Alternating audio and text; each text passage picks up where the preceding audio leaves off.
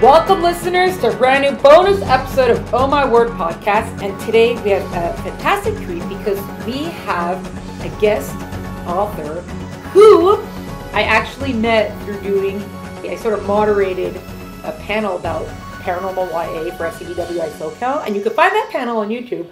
But more importantly, getting to our author, we have Chris Cannon with us today. So welcome, Chris, to the podcast. Hi, thanks for having me on the podcast. Yes, I'm very excited. After the panel, I was like, wow, podcast has to happen. And here we are. So let's just get into it. So Chris is an author. She writes lots and lots. She's got like a lot of books. So I'm not going to try to name them all, but you'll hear them coming up. And then afterwards, everyone can go look up Chris's stuff. And there you go. So how did you even get into becoming a writer? Why were you like, this is what I'm going to do? Well, it's kind of funny because in 2007, there was a Hollywood writer's strike. And that meant for 14 weeks, there was really nothing on television except repeats. So I spent a lot more time reading, and that's when Rochelle Mead came out with Vampire Academy, and Cassandra Clare came out with Mortal Instruments, and I found Rachel Kane's Morganville Vampires, and I read those paranormal YA books, and they just spoke to me. And I was like, I think I want to try to do this. I think I could do this, because those authors got so much deeper into their characters' heads than other books that I had read, and it was just something I wanted to try to do, so that's when I started writing. That is really funny. So until then, you had never even thought about writing, or it was kind of like a distant idea that you never actually thought you'd pursue? It's funny, when I was younger in high school and stuff, I might write a little poetry like everyone writes bad poetry in high school. But my degree is in speech therapy. So I went to college, I got my bachelor's and my master's in speech therapy, because one thing my dad told me was you need to get a degree or some type of accreditation so that you can get a job, because you can't live in our house forever. So that was, step one, get something where I'm employable. So if I would have said I want to be a writer, I'm pretty sure he would have said no to that. So now I am a speech therapist, but I just was always, I read a ton. And like I said, those books just spoke to me. And that was just made me think I could try to do this. Wow. And then the other question would be, why were you reading young adult in the sense, why did you even know those books had come out? What were you tracking that you had known that? At that time, we had a Borders in my town, Borders bookstore, which is sadly gone. And so I would go there and just kind of walk around and look for things that were intriguing to me. And I always liked different paranormal things. And I think I just picked up the Rochelle Mead book and read it, and it just kind of went on from there. So once I found one book in that genre that I liked, I kept reading more of that. And I have read a ton of science fiction and fantasy, and I still enjoy that. But with the YA, you just get so much deeper into the character's head.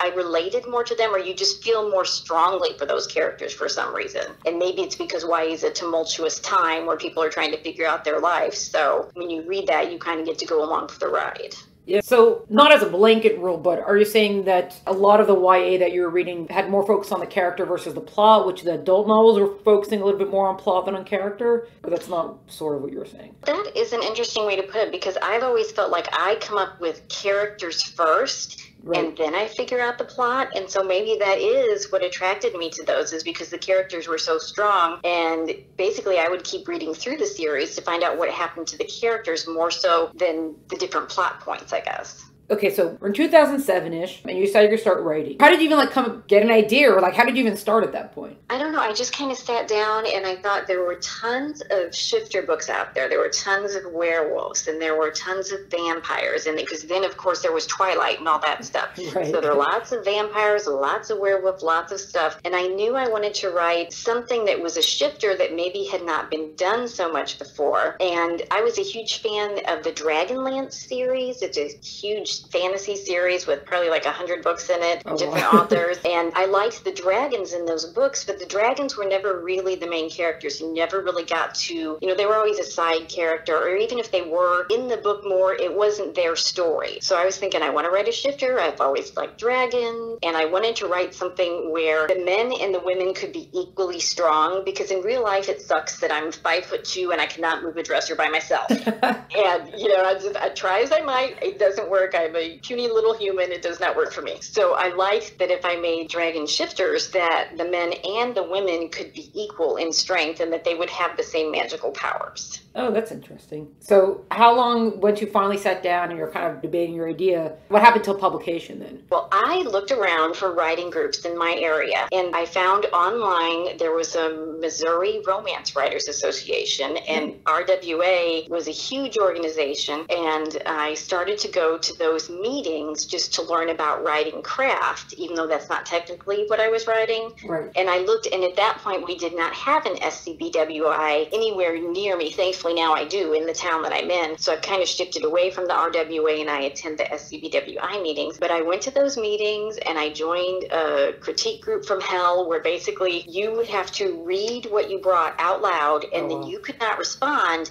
and they would just like shred it. Oh, wow. It was painful, Wow. but I learned a ton.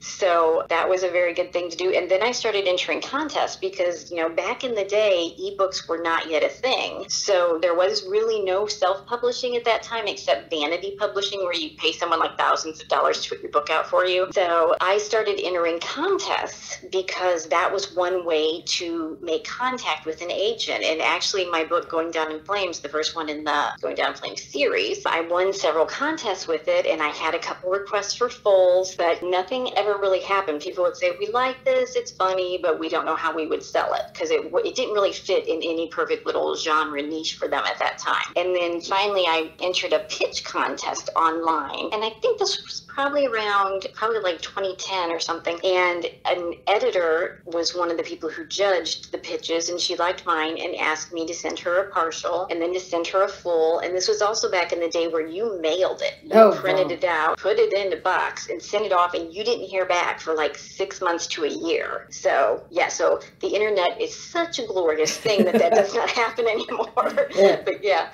took a long time to make that happen. So I finally heard back from them, I want to say in like probably 2012, and it took till 2014 that my book came out. Okay. Just because that's kind of how it ended up working. And I'm published through Entangled Publishing. There was an editor there that had liked my book, and I kept sending stuff to her, and she kept getting back to me, and they finally purchased it. And then in 2014, that came out, and I've been publishing fairly steadily with them since then. Yeah, I mean, I haven't read all your books, but I've looked into them. You've got, what is it, like 15? You got a lot. Yeah, I think there's 13 now. You've written and published 13 books in less than 13 years. Yes. Amazing. Good for you. Yeah.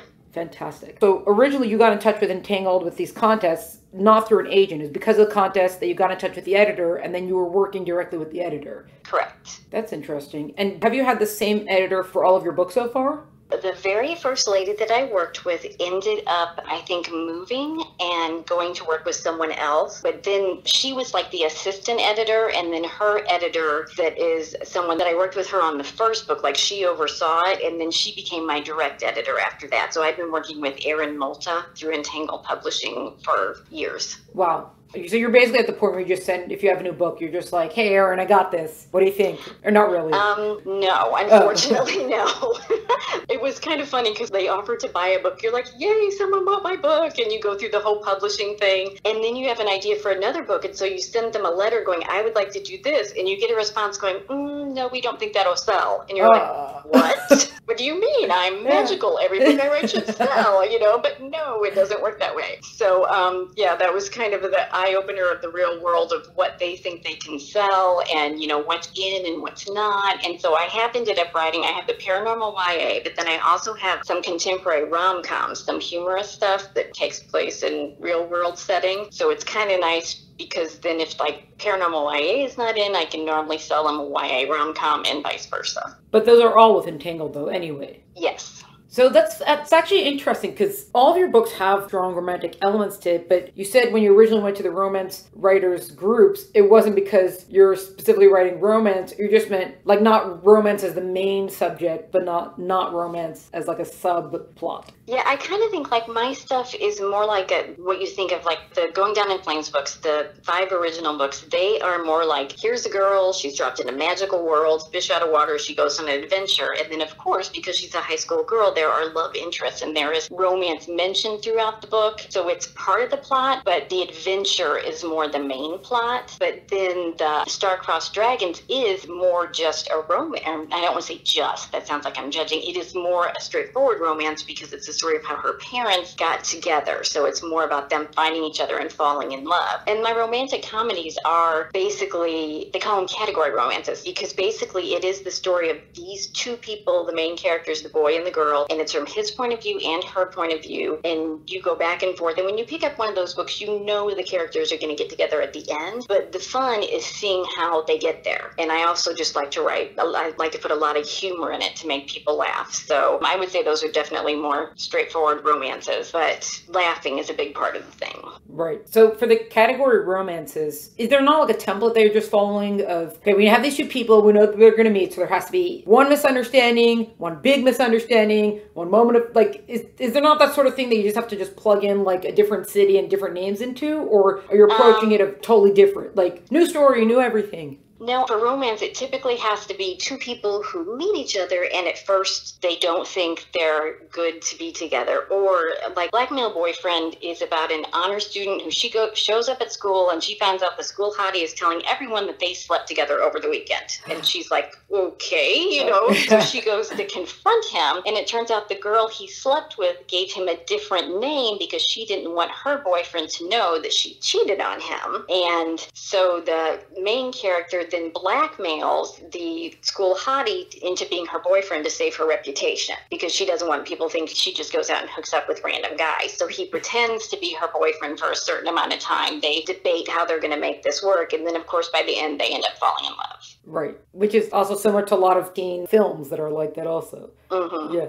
So here's the other question. So you're Going Down in Flames series is 5 books. And then you have Star-Crossed Dragons, which is the prequel, which is 1 book. And then when we spoke at the panel, you were talking about how maybe you're thinking about doing more books in that universe. Yes, I want to write them in college, basically, because the part of the dragon school they go to, you go when you're 16. So you basically go for your junior and your senior year, and then you still go there for college. So it's all lined up right there. So that way I can go ahead and write their story like from freshman year of college till she graduates with a bachelor's or a master's, and then maybe even on from there. I don't know. But the next step is definitely to write something with them in college. So here's what I've always wondered about. You have the authors who either they might have several books in a series or authors with multiple series. And then you have the authors that like stand in their universe for forever, which I sort of understood that when I did a 5-book series and I saw like, wow, there's so many characters, so much to tell. But at the same time, I'm kind of like, but I also want to be writing something else. So what's your sense now that you're like, is it just because the fans are looking for this, so we're just going to keep writing it? Or you're like, I'm actually curious to see what will happen with her. So that's why I want to write what's, the college years, or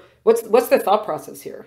Well, I have other universes. I have a book called Demon Bound, and it is about a girl who's a bookworm who ends up collecting souls for a demon. Oh. The name of the town is Crossroads, and she doesn't realize that it's literally full of Crossroads demons. Okay. And it's a town that has like vampires and all this other stuff in it. So I have that other world that I can write in, because in one way I was having a hard time letting go of the dragon world, because you get so involved in it. But then I also wanted to branch out, and when I wrote Demon Bound, I was kind of trying to do like the television series Supernatural combined with like the television series The Vampire Diaries. So just kind of like that. I loved both those shows, and I wanted to pull elements from those shows and put them in a book. So I came up with that, and it's a lot, I would say it's darker than the Going Down in Flames books, but then I have also branched out now, and I'm writing a paranormal mystery where the characters are not actually YA. It's a woman who's 25 who receives in the mail something saying that she's inherited something from an aunt who died, and she's saying she's never met this woman, but then she finds out that every summer her mom took her to this town to be with her aunt, and everyone in this town has like magical gifts or they're witches, and she is part of that bloodline. So she's learning to control her gift, but then they remove her memories when she goes back out to the real world. Oh, wow. So it's not till the aunt dies that she realizes for 25 years every summer she's gone and stayed with this woman and learned all this stuff, and then doesn't understand why certain things are happening. So I tend to do a lot of drop a person in a magical town, fish out of water books, because then that way the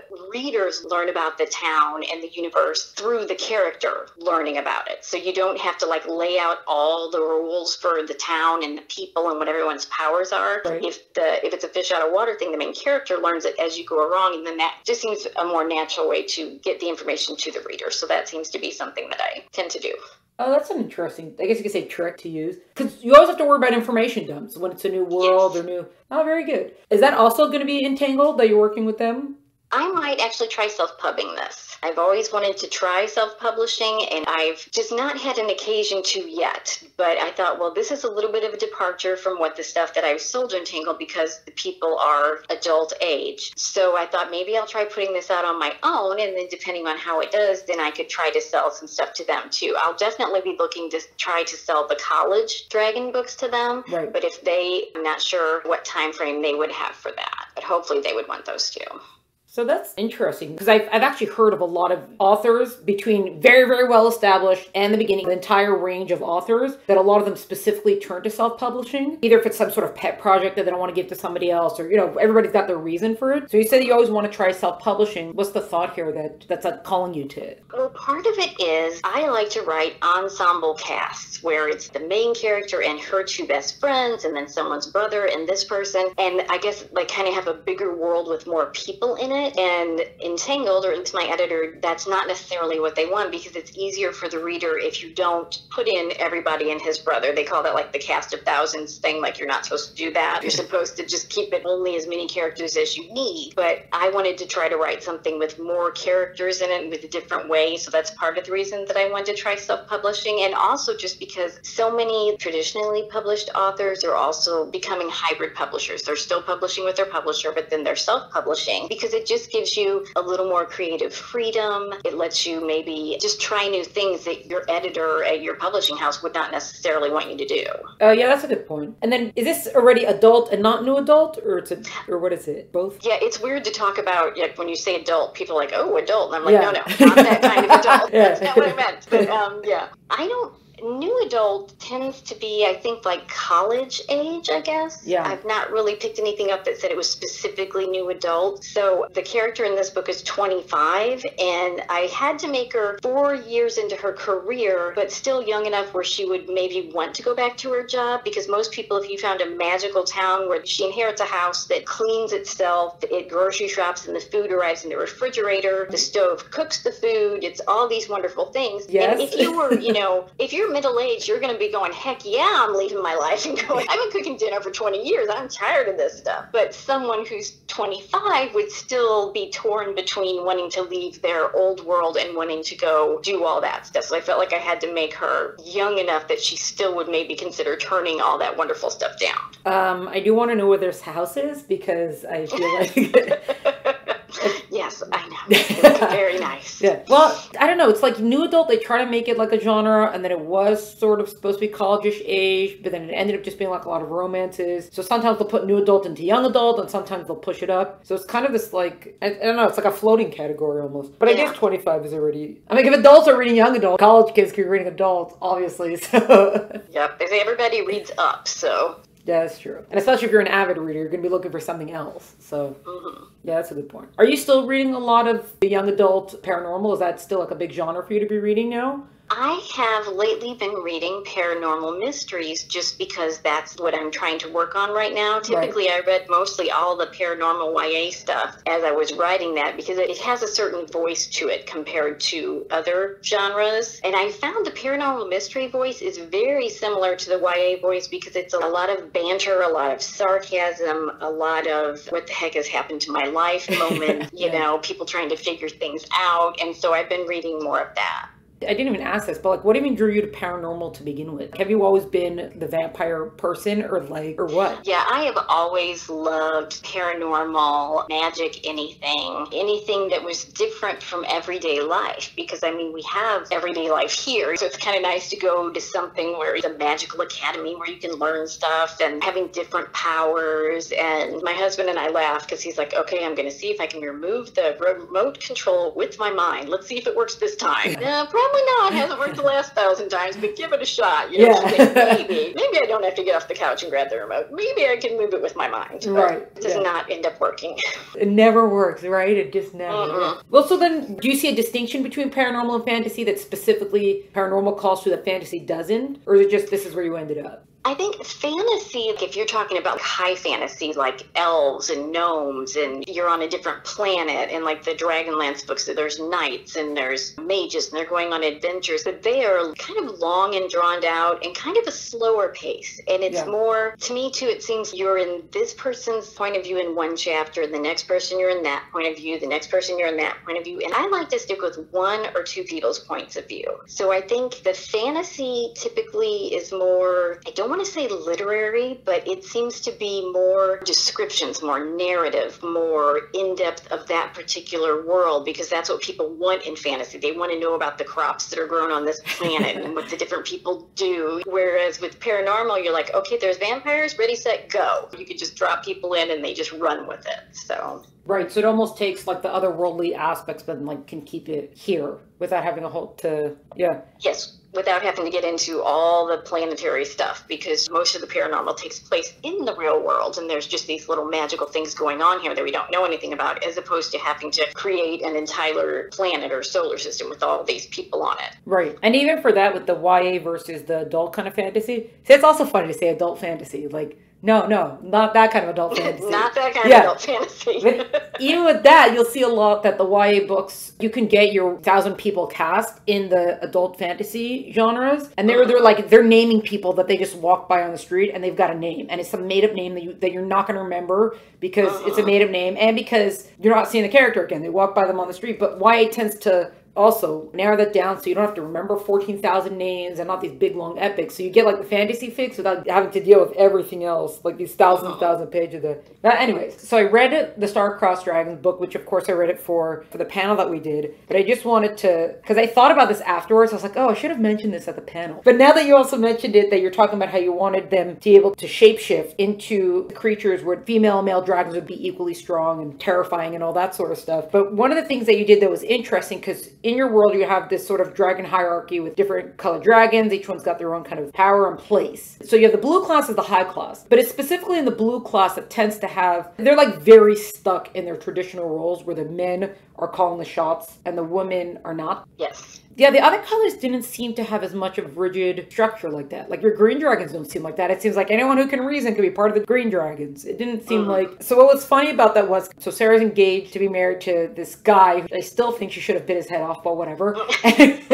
And so, she can't run away because then he could have an quote unquote an accident or something could occur and then she'd be dead, or he could put her in an insane asylum because that's the way it works in the blue dragon world. But one of the things that was interesting is that there was some sort of like thing that he did that would have brought like embarrassment upon himself. I don't know if it was when he like challenged Ian in the gym or something. Maybe that's when it was. But she speaks to her mom and her mom was like, oh, we have this like women's league, which she always thought was sewing and eating cookies. And it's because we have to patch everything up to take care of all the mistakes that the men make. So she's like, okay, what we're going to do is we're going to create a massive distraction. And everyone's going to talk about this. No one's going to talk about that anymore. When I was looking at that, I was like, that actually proves that the women in a way are actually pretty powerful, because if they could redirect the men's attention like that, an entire clan, I don't know if that's what you're sort of going for or not, but I kind of saw that. I was like, I don't like the other thing with the insane asylum, but that's not bad to be secretly the ones in charge. Or is that not what it is? Yeah, I like that, because our world is still a lot of patriarchal societies, and I really liked that a lot of times the women get things done in a different way. A lot of times men stand up and beat their chest and make their pronouncements, and in the blue clan, the dragons, the men think they're in control of everything, and they pass all these laws, and they tell all the other clans what to do and not do, and then the women just kind of quietly come in, and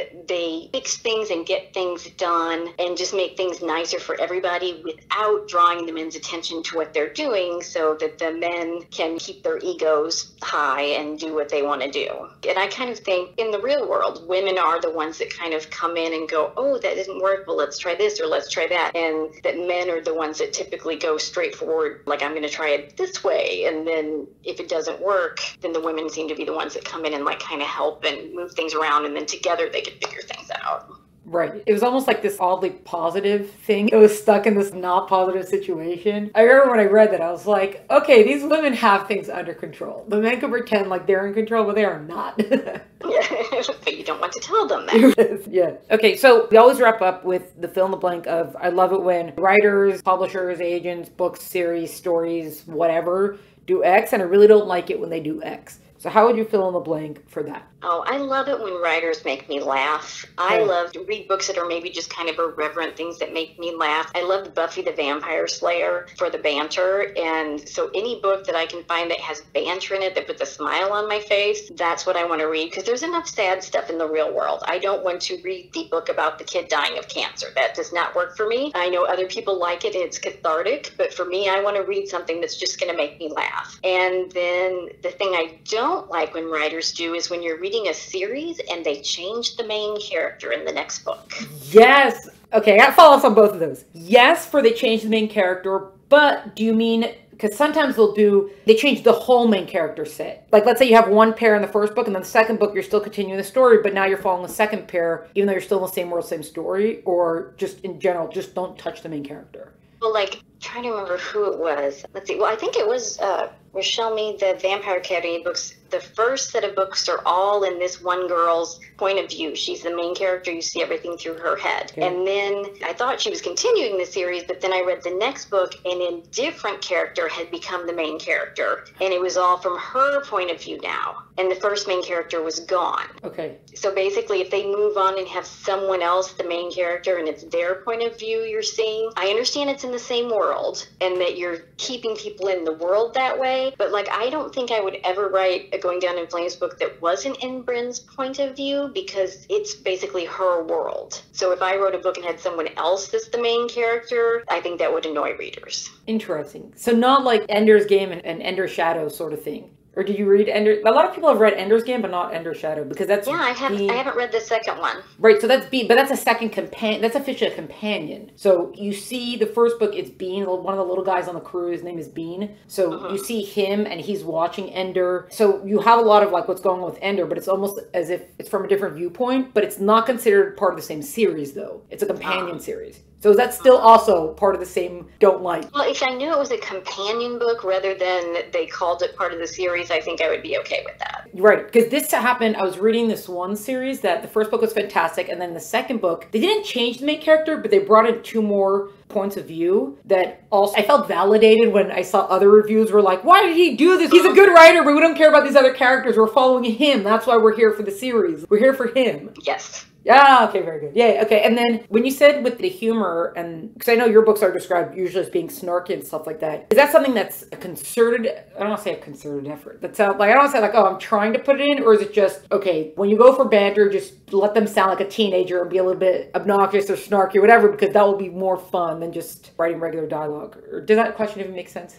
You're asking if I put snarky banter in my books on purpose? Well, do you have to think about putting in the snarky humor, or is it just, if I just think like a teenager, it comes out as being snarky? Sometimes it comes out as being snarky, but then a lot of times the way I write is I will maybe one day sit down and write like 2,000 words, and then the next day when I come back to write, I reread maybe the last 500 words and before I start the next section. Right. And so in the last 500 words, or if I've just started, I'll go back and reread the whole thing until it gets to be too long to make that manageable. But so I'll reread it and I'll look for points to where I can make things funny, or where I can put in some snarky dialogue instead of just like a yes-no response. So I do kind of go back in and find places to layer it in. Right. But a lot of times when it is just with a teenage boy who's a smart aleck, you can pretty much find, opportunities to layer that in pretty well. Is there any sort of, I don't want to use the word rule, but sort of rule for that? Because a lot of times they'll say what makes humor effective is that it's surprise, right? Because, oh, I didn't expect you to be saying that, so that's what made that funny. So does snarkiness sort of have that kind of anything like that? Or it's just like, if you have the snarky gene, you've got it?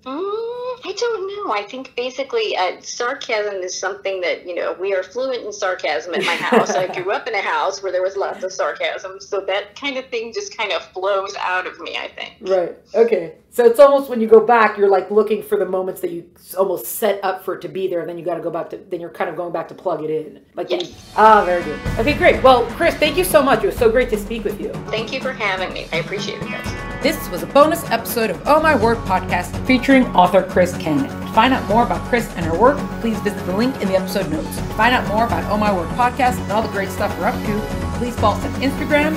Check us out at el10abound.com. Music is by Tim Burke. Thank you so much for joining us. Catch you next time.